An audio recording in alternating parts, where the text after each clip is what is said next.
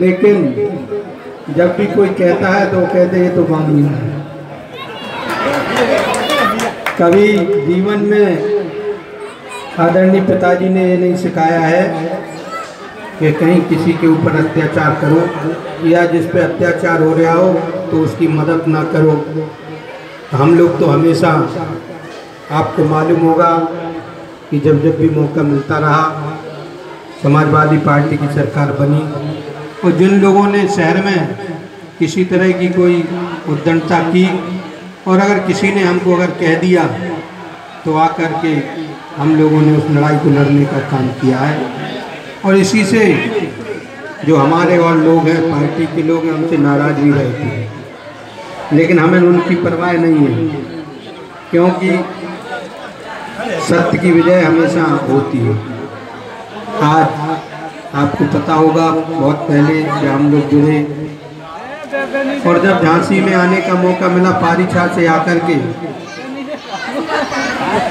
तो आदरणीय हमारे बाबा के पिताजी थे वो बहुत प्यार करते थे, क्योंकि जब हमारे पिताजी ठेकेदारी करते थे मोठ में और समथर में, तो वो वहाँ से जुड़े थे।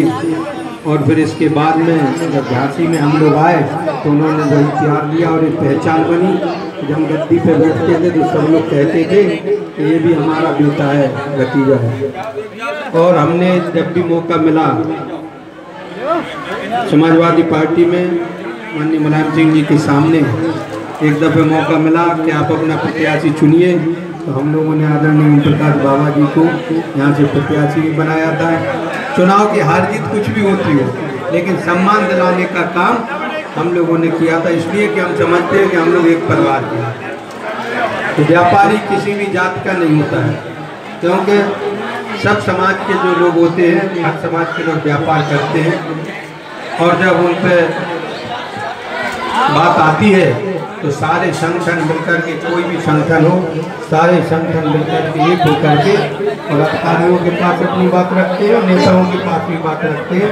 तो जब नेताओं की बात आती है तो हम तो अभी रवि शर्मा जी के पास भी चले जाते हैं तो भाई हमारे फला व्यापारी को परेशानी हो रही। आदरणीय प्रदीप जैन साहब मंत्री में तो दिल्ली चले जाते थे कि भाई इसमें मदद करिए हम लोगों की। और जब हम लोगों का मौका आएगा तो हम लोग हैं, कोई ऐसा नहीं, आपके परिवार के, आपके बेटे हैं, आपके भाई। ज़्यादा कुछ नहीं कहना है, बस खड़ा हुआ हूँ, आपका आशीर्वाद मिलेगा तो आगे सेवा करने का मौका मिलेगा। भगवान राम के दरबार में आपको विश्वास दिला रहा हूँ और सभी को पुनः बुजुर्गों को चरणों में नमन करता हूँ।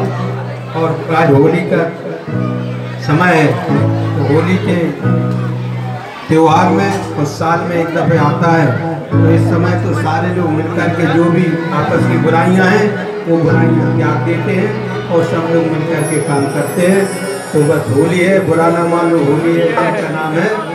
और आगे क्या कहना है, कृष्ण भगवान के नाम कह रहे थे तो हम भी एक थोड़ी सी अपनी बात कह के बंद कर देते हैं कि जब ब्रज में होली होती है तो चाहे हमारी माताएं हों, बहनें हों, भाई हों, आपने देखा कि होली में जब त्योहार में जाते हैं कोई पता नहीं लगता है कौन किस पर रंग डाल है। जिस तरह विवाह की गाली होती है कि माताओं को पता नहीं लगता कि हम अपने ससुर को गाली दे रहे हैं कि पति को दे रहे हैं, इसी तरह होली का त्यौहार होता है, बेटे बड़ों पर डाल देते हैं, बड़े बेटों पर डालते हैं। तो हम कहना चाहते हैं राधा जी, और जब कृष्ण भगवान होली खेल रहे थे तो उस समय का गाना है या गीत है या जो चौकड़िया है कि राधा रंग में रंगी, राधा रंग में रंगी और वही रंग में रंग कनाई, ऐसा है ना। तो इस तरह से जब ये की माया है तो सभी को होली की ढेर सारी शुभकामनाएं, सभी को धन्यवाद। जय श्री कृष्ण, जय रामनाथ सरकार। मार्केट संवाद के लिए रवि त्रिपाठी।